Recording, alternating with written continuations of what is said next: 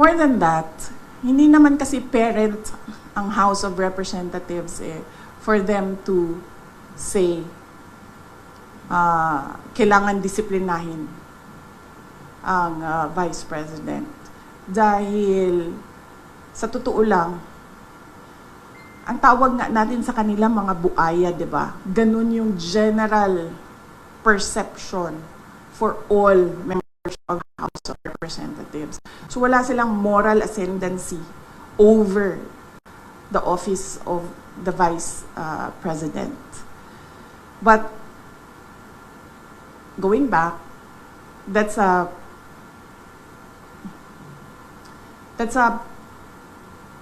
messaging narrative of anti-Duterte. No, not anti-Duterte. Anti-Sara Duterte. Messaging narrative nila. Nasa message board yan nila sa mga anti-Sara Duterte. Yan, paulit-ulit yan sila. Pro-China, Luka-Luka, confidential funds, at Brat. Ang problema kasi sa messaging nila, hindi ko na lang sabihin kasi baka matuto sila sa akin, ma'am. Ayoko, ma'am, pag sinabi ko, then matuto sila, and then makaisip sila ng bago. Wag na. Last question. It's a narrative by anti-Sara Duterte groups. Just want to get your reaction kasi po dun sa House, binawasan po nila yung OVP budget. Ano po yung tugon nito? Kasi may mga ilang kongresista rin po na naghayag po na dapat daw pong bawasan itong budget dahil pilit nyo raw, ilang beses nyo raw po na ini-snub yung kanilang pagdinig. Isang beses lang ako hindi pumunta. Sa plenary, 2 beses. Hindi pumunta sa kanila. But beyond that, as early as August, I think August 15, nung tinanong na ako kung ano yung expectations ko sa budget hearings, sinabi ko na ang expectation namin ay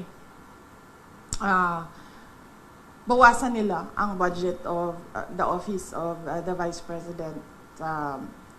Dahil sinabi ko at that time, it's the same administration, it's the same Speaker of the House of Representatives, and it's the same set of characters.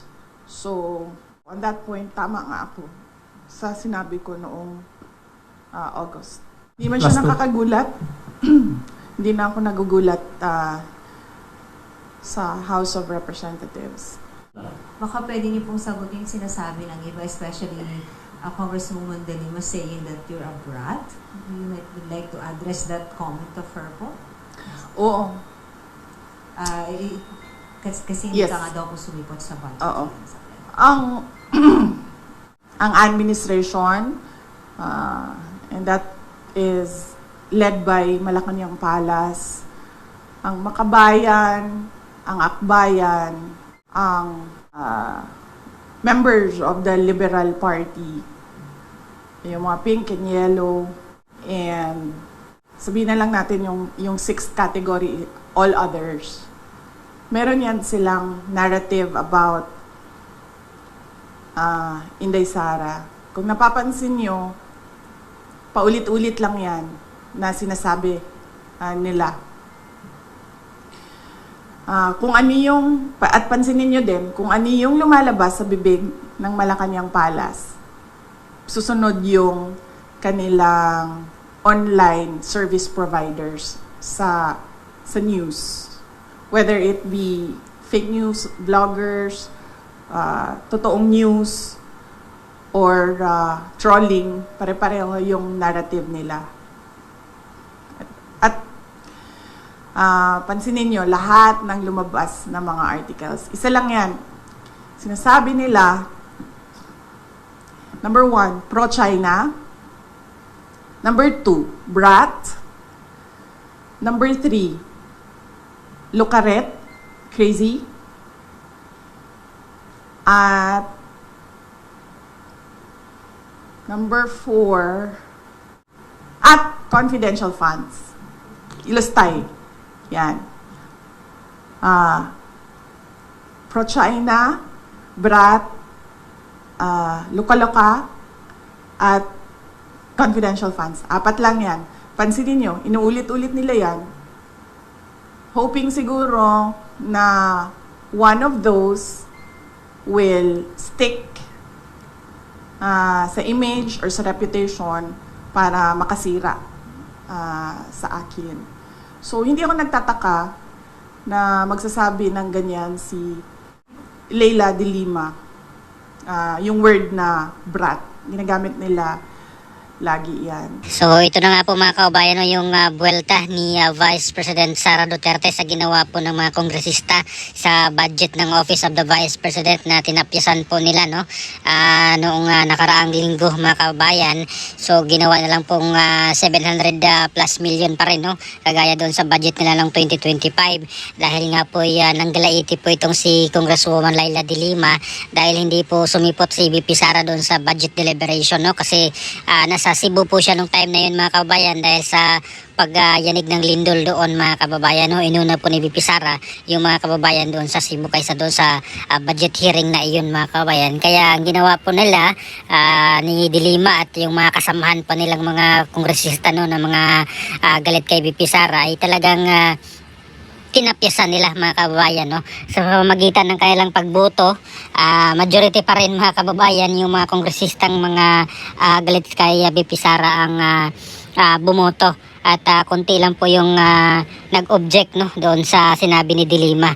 At yun nga mga kababayan, sinabi ni VP Sara ay kahit naman noon pa, no, noong August pa, alam na ni VP Sara na babawasan talaga yung kanyang budget, no, kasi same pa rin naman yung set ng mga taong nandoon, yung administration same pa rin, yung mga tao doon sa Congress same pa rin, no, mga anti Duterte yung majority mga kababayan, mangilan-ngilan pa rin yung, or mangilan-ngilan na lang yung mga sumuporta sa pamilya Duterte. At tingnan natin kung si VP Sara na yung magiging presidente mga kababayan. Yung mga congressman ngayon na umaatake ngayon sa kanya ay magtatalbugan yan mga kababayan papunta doon sa grupo, so sa partido ng ni VP Sara kung siya po yung magiging presidente na mga kababayan sa 2028. At sinabi ni VP Sara, no, ang messaging mga kababayan, no, ganun pa rin naman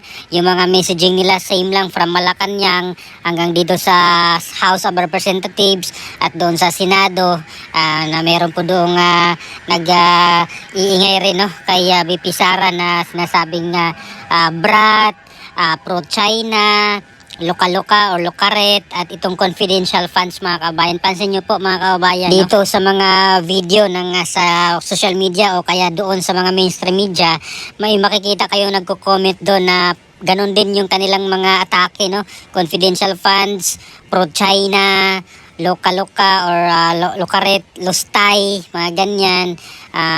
Yun yung mga sinasabi ni VP Sara mga kababayan. Iisa lang yung kanilang messaging, no, kasi sanibwersa na kasi itong mga loyalista, itong mga Pinklawan at Dilawan at mga Makabayan Black mga kababayan, same na rin sila. Isa lang yung kanilang objective ngayon or kanyang goal na pabagsakin nga itong si VP Sara, no, para sa 2028 ay talaga namang hindi makaporma si VP Sara, pero nagkakamali sila dahil talaga namang marami pang sumusuporta kay VP Sara mga kababayan, no. At sabi nga ni Congressman Paulo Marcoleta na mayroon nga po silang hinire mga kababayan ng mga troll farm, mga reactors, no, mismo ang PCO ay talagang may mga ganun pala mga kababayan, no. At may mga vloggers naman talaga mga kababayan, no, sa, especially dito sa administration, binayaran talaga. Marami pong nagsabi na binayaran mga kababayan itong mga vloggers na ito para atakihin ang mga Duterte. Mas magaling bumanat, mas malaki ang bayad nila mga kabayan. Yun po yung naririnig natin ng mga sabi-sabi no, mula dito sa mga bayaran ng mga vloggers na tumitira ngayon dito kay BP Sara at sa mga Duterte, mga kababayan. At para po sa aking opinion, mga kababayan, itong pagsalita ngayon ni BP Sara ay mas lalong napahiya no, itong House of Representatives dahil wala silang karapatan na magdisiplina dito kay BP Sara sa pamamagitan ng pagbawas ng kanyang budget kasi hindi po sila honorable nga, mga kababayan. No? Wala po silang moral ascendancy at mga buaya nga ang tawag sa kanila ngayon ay talaga namang sirang-sira po yung House of Representatives at mismong si Congressman Egay Erese ang nag-privilege speech, mga kababayan, at nagsalita doon, mga kababayan, no?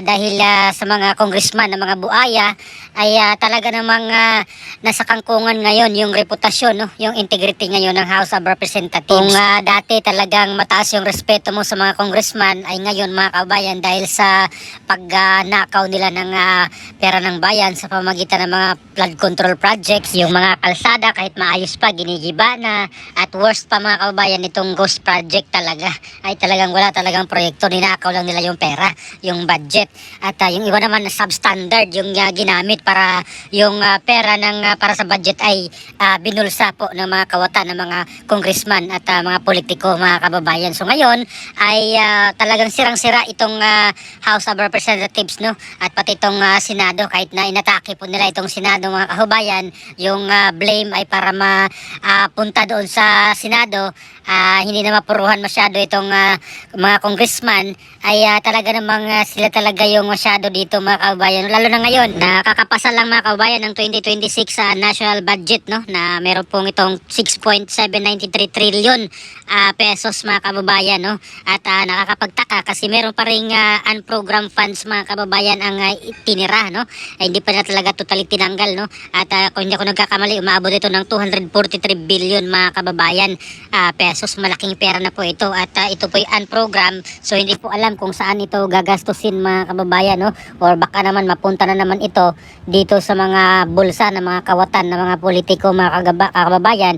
Magaya po noong 2025 national budget na questionable, no, hanggang ngayon, mga kababayan, hindi pa po pinaliwanag kung anong nangyari doon sa 2025 national budget na ang daming insertion, mga kababayan. Kaya tuloy tingnan mo yung nangyari ngayon, napunta doon sa mga kawatan, sa mga budget, mga kababayan, na yon ay nakurakot, no, dito sa pamamagitan ng mga flood control projects at kung ano-ano pa, mga kababayan. So ano po masasabi nyo dito sa pagbuelta ni BP Sara dito sa House of Representatives, no, mga kababayan?